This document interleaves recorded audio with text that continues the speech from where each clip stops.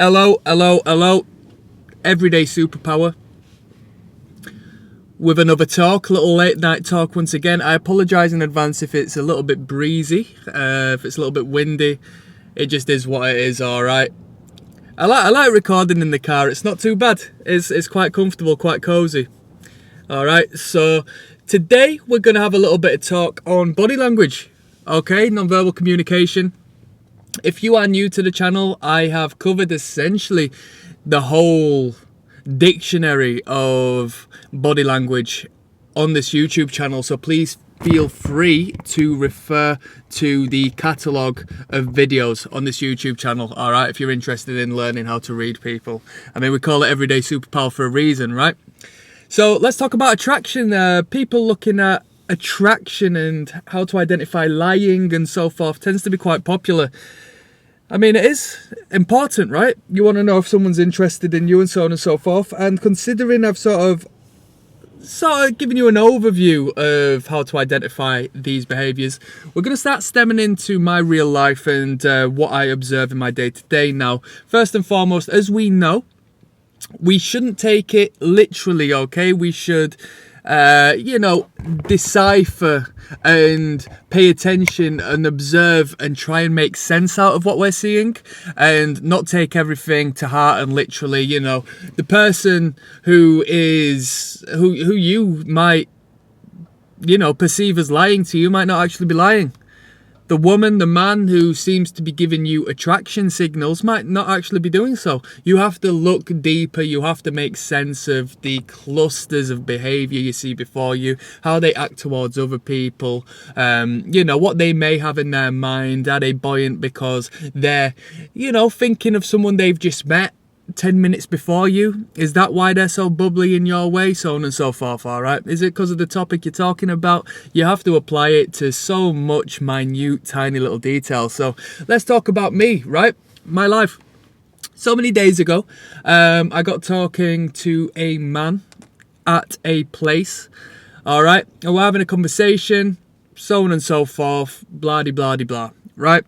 Now, in talking to this man, a woman comes and starts conversing, right? This woman's a little bit older than me. She isn't too bad, alright, in herself, but I have no interest in communicating with her on a, not overtly on a romantic basis, okay? Of course, if by any chance I was attracted to the individual, as we know, non-verbally, I may give out the signal. And given it's a female's nature to be a little more observant of non-verbal communication instead of men, and that is because it's just innate, right? As children, young girls will pay attention to the faces of their parents, to the people around them, to understand how they feel, and that's how women become a little more emotionally in tune, a little more empathetic, if that's the correct word to use, in relation to communication with people, whereas boys, might not even look at the faces of other people, might be too busy distracted at the mechanical, ongoings of the toys that are in their immediate space. They might look at the cars and the vehicles, which, we grow up into finding interest in these exact same things, just, of a more adult nature, right?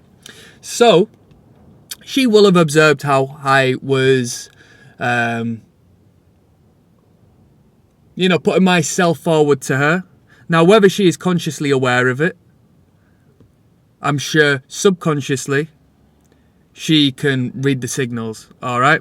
Now, I tend to remain a little bit aloof in these things, right? I like to say I don't give myself away in communication, right? I'm not the most social person. I'm very introverted, all right? So when it comes to communication, I don't go out of my way to, be the life of the party and so on and so forth. It's not me, but I'll speak to whomever wants to speak, all right? And I'll be polite and I can engage in conversation without a problem, really. So we're communicating. She can make sense out of what she sees now. She has now outstretched. Now she's direct in front of me. Let me know. I'm behind the table.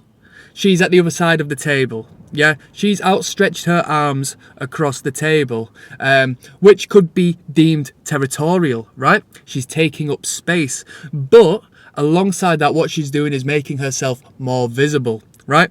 Now, she is direct in front of me. That's incredibly intimate, okay? We as men, unless we really want to dial in a message to another man, whether that be on a intimate, it's between us basis or an aggressive basis, we don't tend to do that with men because it provokes a subconscious threat response, okay? Considering we are exposing our ventral side to each other, our internal organs, right? Our primitive survival instinct will make us feel uncomfortable in doing so. But when it comes to the opposite sex or potential romantic partners, that intimacy is key, right? You may start slanted, blading each other, and you might eventually, through repetitious communication, slowly turn inwards, creating a more intimate space, blocking out that which is external, because now it's just direct, concentrated between you and the other person. So don't forget that initially I was speaking to a man at the side of this table, but she has come fully frontal towards me, engaging me directly and essentially pushing out this man of the communication. Make sense? She's spread her arms over, taking up more space, right? Now, this is where I say you have to be observant, pay attention, and sort of assess the situation and make your own mind up. Because I could say she was being aggressive. And she might be still being aggressive in a way, but she might be being bossy, territorial, aggressive, horrible, and mean towards me by doing so, trying to threaten me in a manner, right? So she's communicating with me. Her arms are stretched out over the table, palms down, okay, which is a dominant force. When we expose the palms of the hands, when we've got the palms upwards, that's to symbolize giving, to symbolize we aren't holding any form of weaponry, to symbolize peace and friendship, whereas the hands down is symbolic of power. So let's start to make sense. Why is she approaching me like this, right? She has now completely taken up this space in my social realm. We start to talk. She engages with me. She looks me dead in the eye. She's not avoiding eye contact. So not only in the sense of body to body is it intimate, the most intimate of all, the eye contact is there, the connection is made.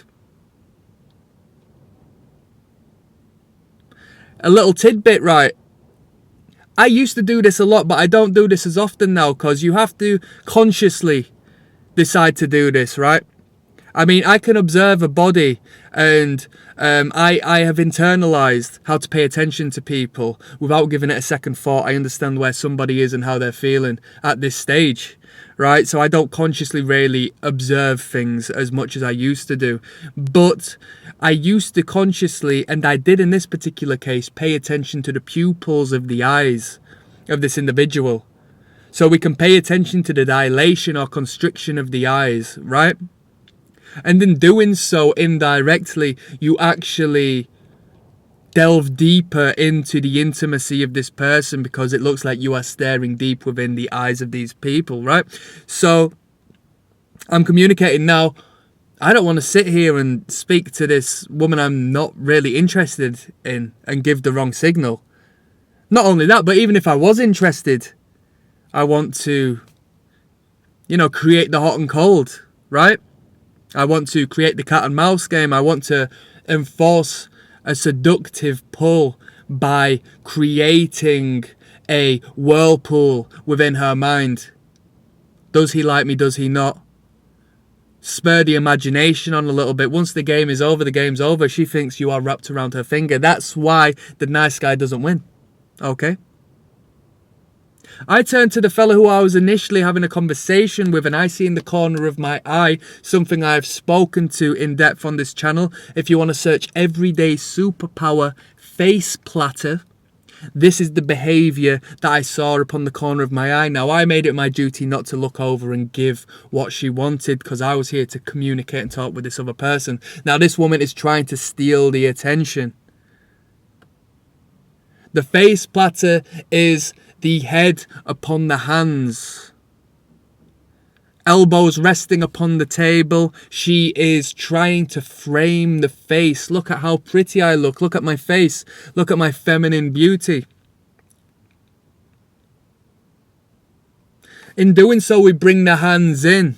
So as opposed to having the hands broad stretched over the table, now the elbows are brought in, the body is made smaller, highlighting the head and the face, which is pushed forward atop of the hands. The body is made smaller, more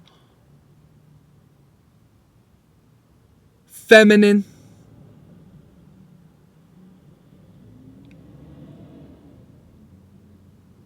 More submissive. And the conversation went on from there. So that was some observation from my day to day. Tell me if you observe any behaviours like this, and importantly, if you want to go into depth regarding the particular movements and behaviours I've discussed, just have a look at the catalogue of videos I have on this channel. Without further ado, I'm signing out, so thank you very much.